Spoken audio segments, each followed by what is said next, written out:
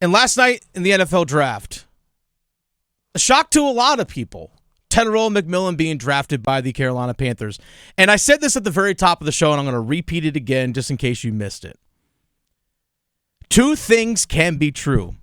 You can love the addition of a wide receiver like Tepper McMillan and what he brings and what he can do with Bryce Young as a quarterback.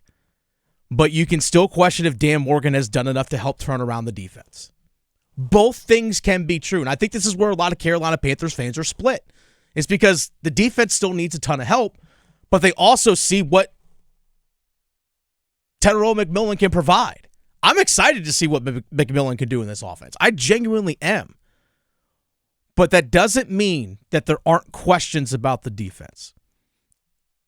If you go back the last 5 drafts, so actually 2021 will actually include last night's first round. So 5 drafts, again, including the 2025 draft. The Carolina Panthers have selected in the first 3 rounds of the draft. So that's day 1 and day 2. To me, rounds 1, 2, and 3, those are premium picks. Those are generally where you're going to find starters. Rounds 1, 2, 3. Now, you might find value of guys in the 4th, 5th, 6th, and 7th round, but those are much fewer and further between. But I'm talking about premium picks here, rounds 1, 2, and 3. Since 2021, the Carolina Panthers in the first 3 rounds have drafted 4 wide receivers, 2 quarterbacks, a running back, and a tight end. In that same time frame, in that exact same time frame, they have drafted 1 defensive lineman or edge rusher. That was DJ Johnson in 2023 in the 3rd round. Go back as far as the 2015 draft. The Carolina Panthers have only drafted 6 defensive linemen / edge rushers in that time. I'm talking on defense, guys with the hand in the dirt on the line of scrimmage. Just 6. In 2016 in the first round, they drafted defensive tackle Vernon Butler. In 2017 in the 3rd round, they drafted Deshaun Hall, who was an edge rusher. 2019 in the first round, they got Brian Burns. In 2020 in the first round, they took Derrick Brown. That same year in the 2nd round, they took Etor Gross-Matos. And in the aforementioned 2023 3rd round pick of DJ Johnson. How many of those guys are still on the team? Not 2. Not many. 2. It's hard to imagine why they were last in rush defense last year.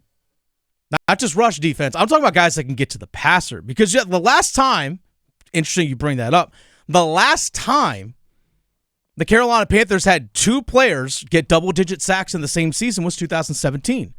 You had Mario Addison and you had Julius Peppers. Now, there's also a lot of really good players on that defense as well, Luke Kuechly among others. But the last time you actually had 2 guys get double-digit sacks, 2017, Mario Addison, Julius Peppers. They each had 11.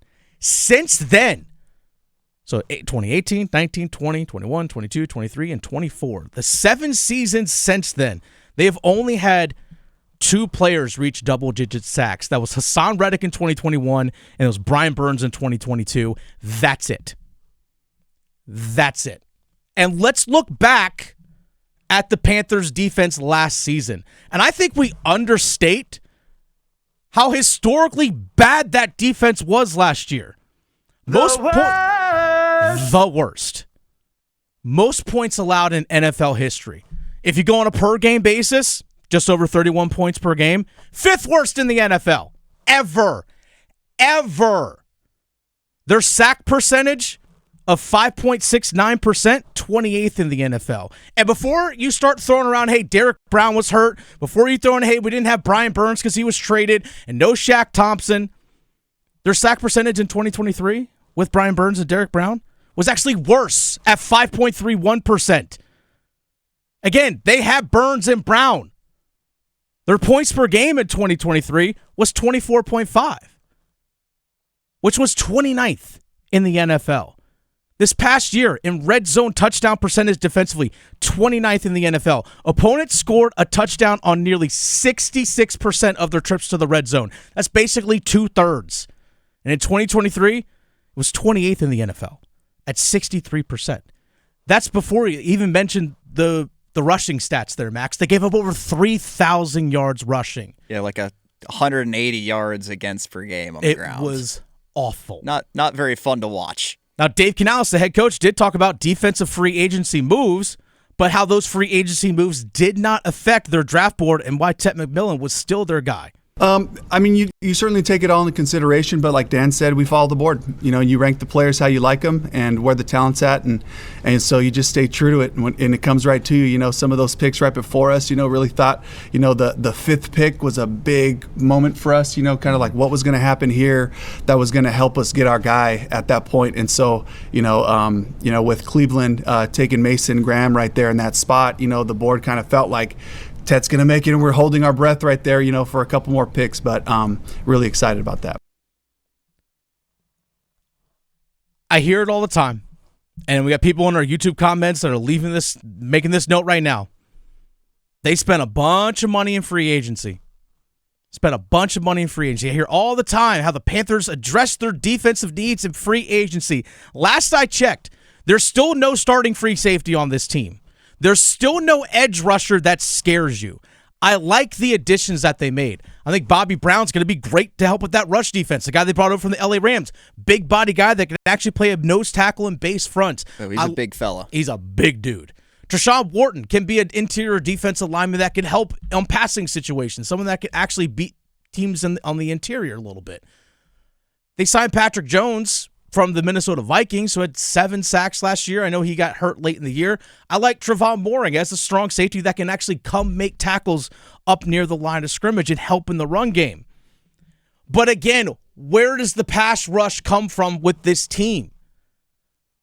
They traded last year, before the draft, Brian Burns, the last guy that actually got double-digit sacks for this team. They traded him last year. And they still haven't done anything to draft his replacement.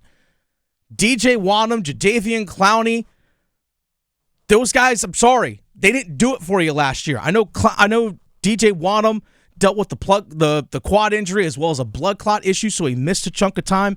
Maybe he can be something that's effective this upcoming year for the Panthers defense.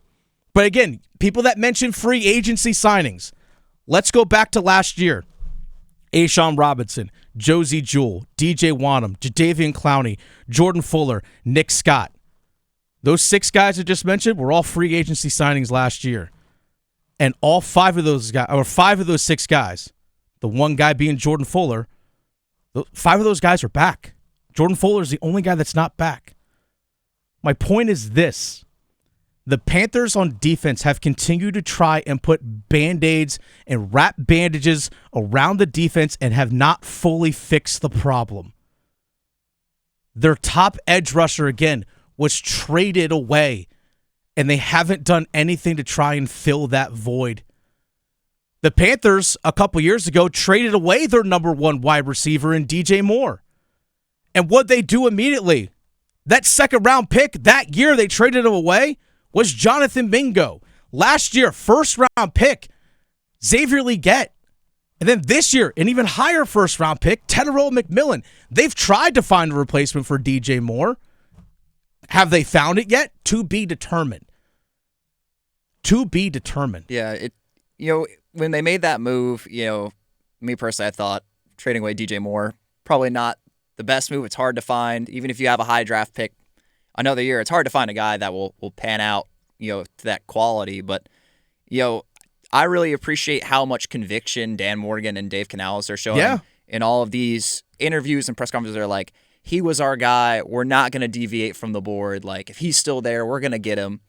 And like Dan Morgan said in the rejoin as well, like they still have 8 picks left. They do. Granted, the first one's not today, is not until 57, but you got to think they're going to go pretty defense heavy with the rest of this draft. And they have to. They need to.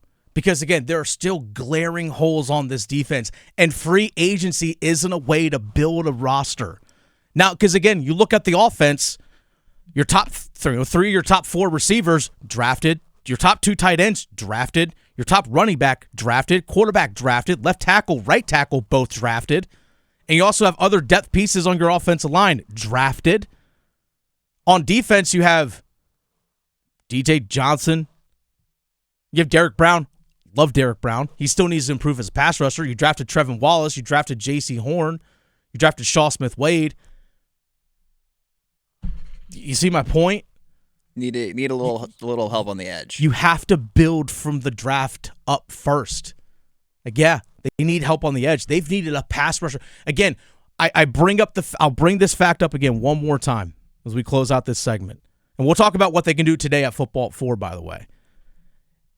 In the last 10 drafts, in rounds 1, 2, and 3, the Panthers have only drafted 6 defensive linemen or edge rushers. 6 in the last 10 years in the first 3 rounds of the draft. Just 6. And we wonder why we still have major questions on defense. I'll leave it there at that.